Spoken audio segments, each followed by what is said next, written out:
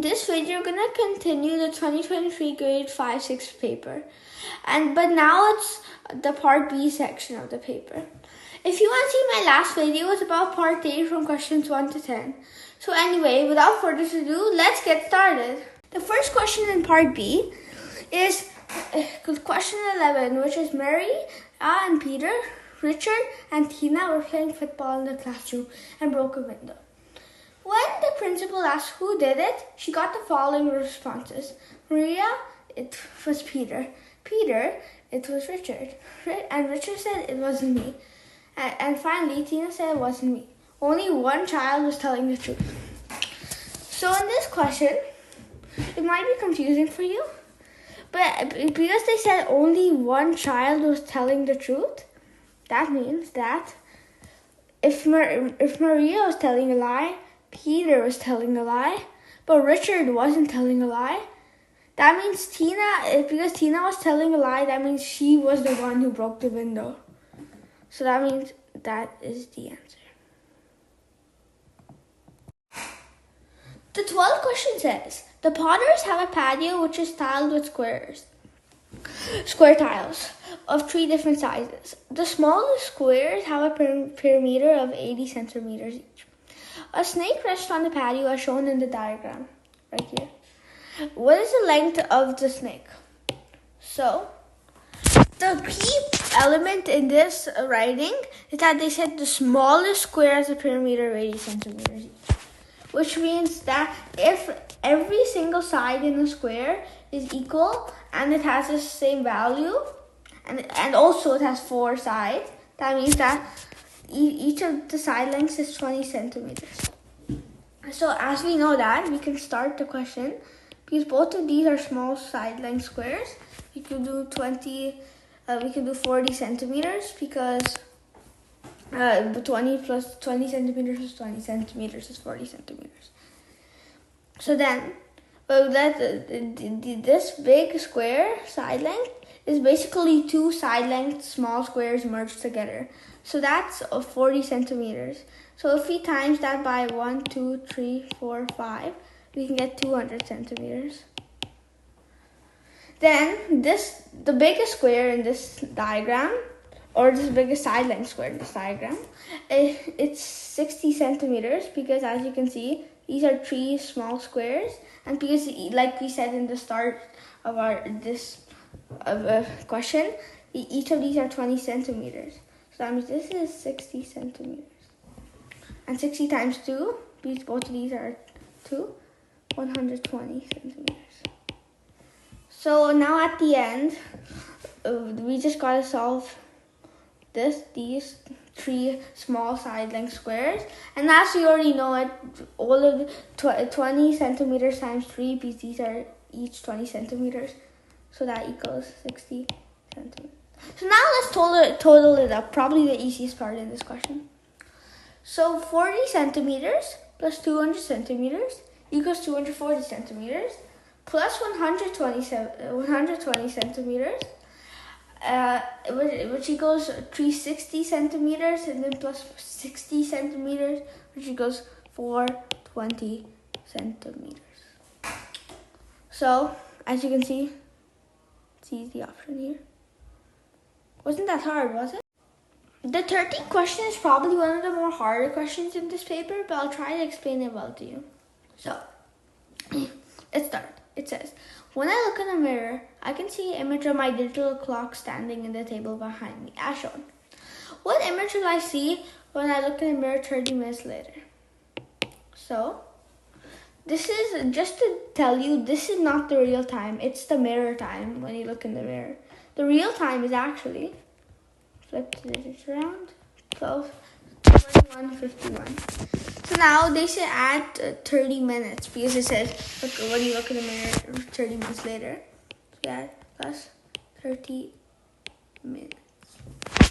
And we get 22 hours and 21 minutes.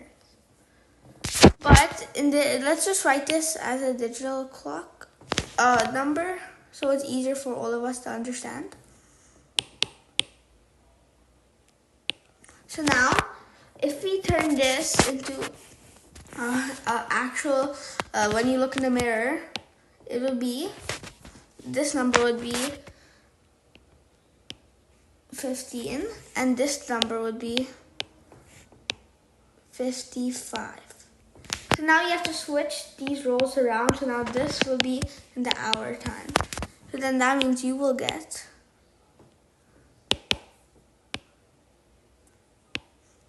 15:55. So as you can see, D is that option. So this is the answer.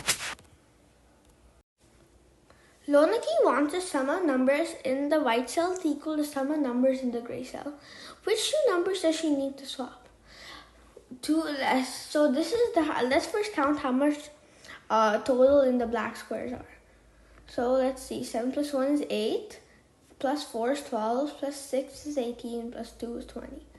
So let's write here B equals 20. And let's count the white squares total now. 3 plus 5 is 8, 8 plus 8 is 16, 16 plus 13 is 29, plus 11 is 40. So W for white equal to 40. So now let's see question A and see if it matches. So it says, which two numbers does she need to swap? So that means that we have to first see A. So if the black swaps 2 for 8, then you have to minus 8 minus 2 to get their actual profit, which is 6. So if you add 6 plus 6, which equals 26, and you minus 6 from here, minus 6, which you get 34. This is not still is matching, which means that we have to see another one. So now let's see if B has the same effect. So that now if we replace the white tree with 7, the profit is, as we know, 4.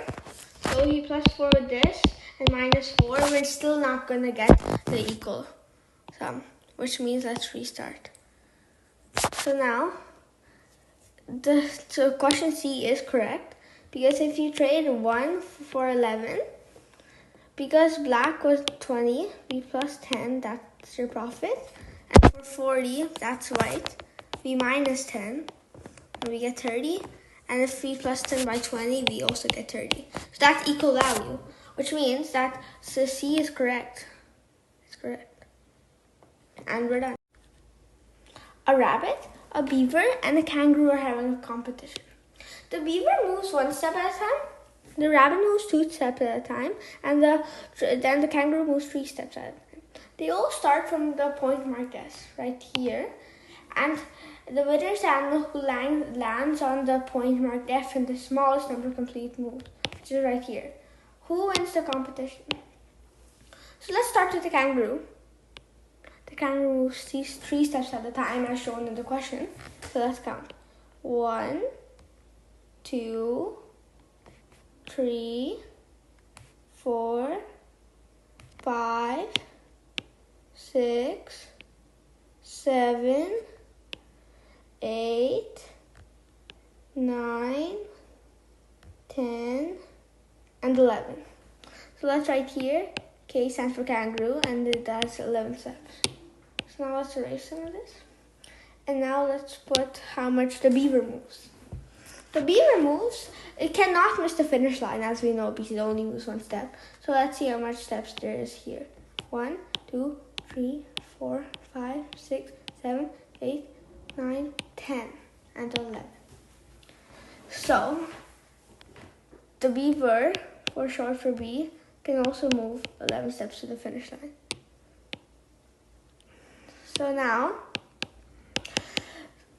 let's see the bunny.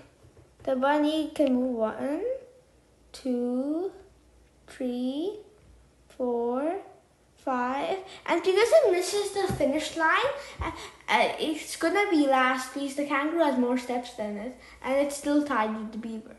So that means that the answer is the kangaroo and the beaver, which is E. Question 16 says, the figure shows 5 rectangles. This is the figure. Lucas wants to color the rectangles red, blue, and yellow. So any 2 adjacent rectangles are colored in different colors. And how many different ways can you do this? So before I'm even going to label all the groups, I'm first going to tell you that when I put R, I mean red. When I put B, I mean blue. And when I put Y, I mean yellow.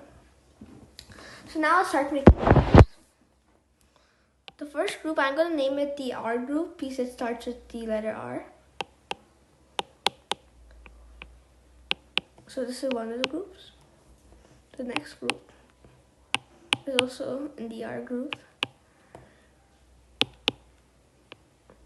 So before I even move on to the next other groups, I have a trick. So I'm going to start with the starting B group because it starts with the letter B. And I'm just going to be labeling, and it'll take a long time, right?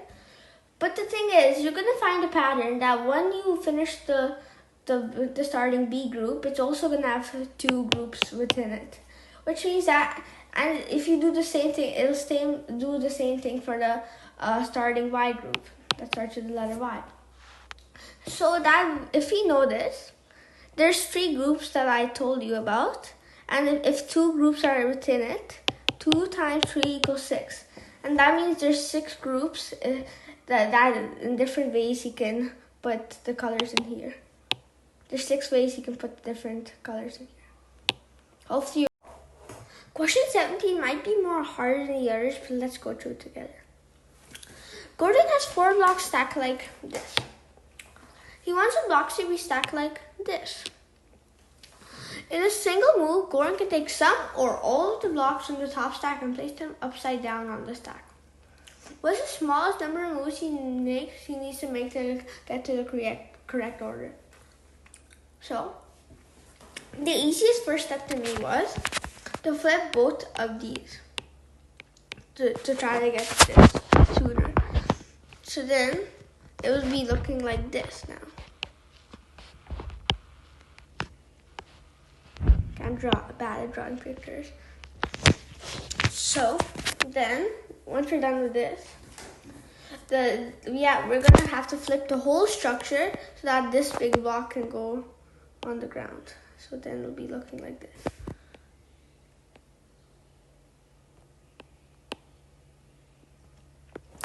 So now, the last step, and just to say A cannot be the option because this is not the pyramid that we're looking for.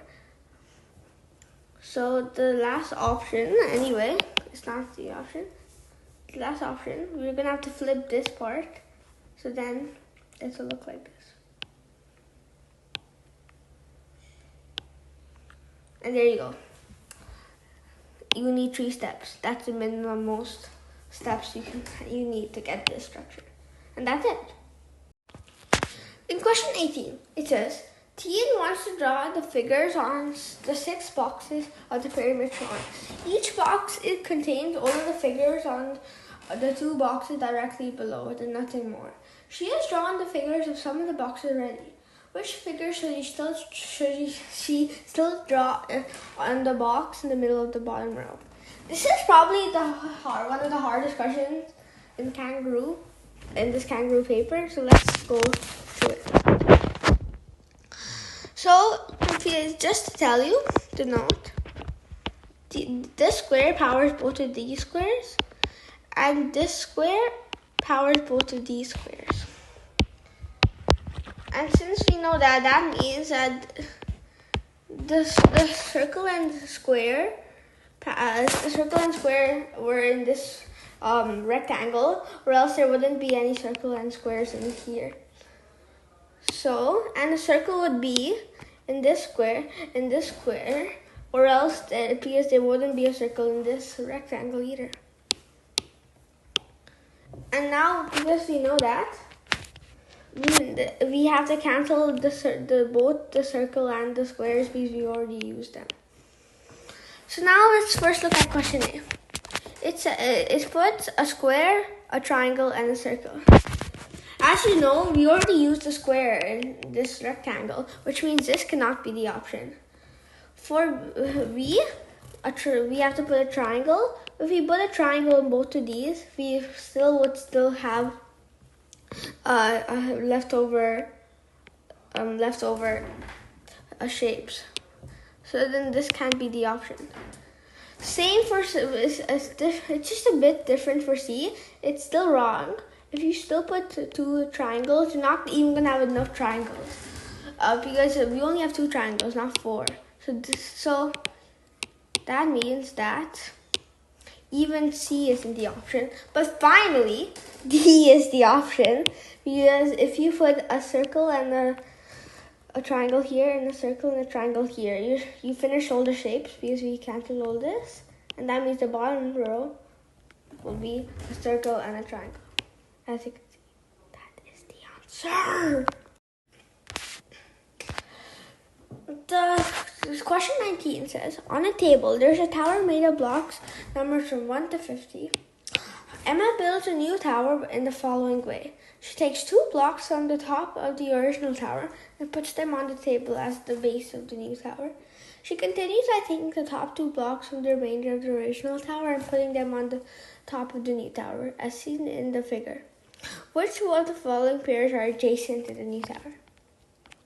Before I even get anywhere with this question, I just want to tell you guys that's never going to be consecutive. Let me just explain that. So let's first put the top 2 numbers. The top 4 actually. Let's do the top 4. 50, 48, 47. So imagine Emma, you know how she picks up the 2 top numbers? She places them here. So now it still looks consecutive, right? And then she has to do it with this as well. So that means that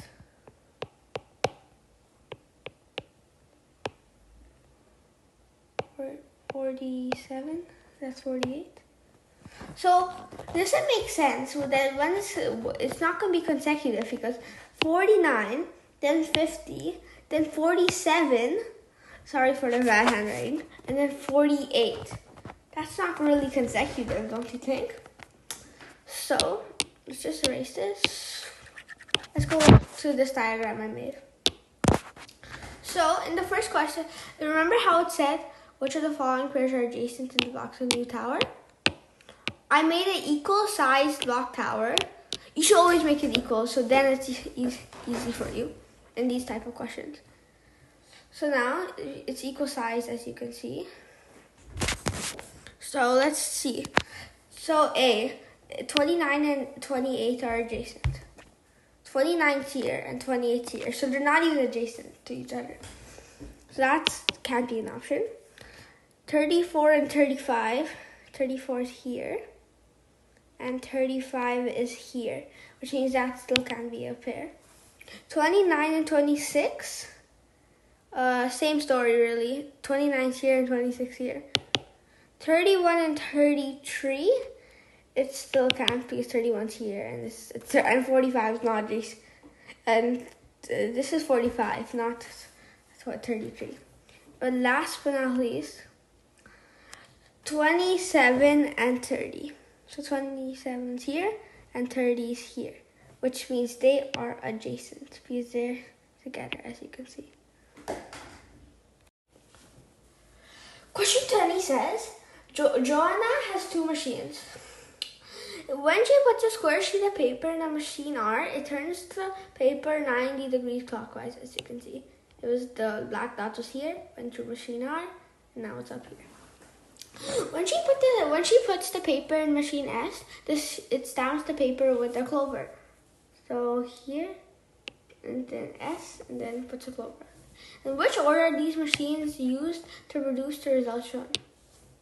So the thing that we should have the key element in C is that when this black dot is at the bottom, the clover is facing up, which means theoretically if the black dot's at the top, anywhere at the top, the clover should be facing in the on the bottom.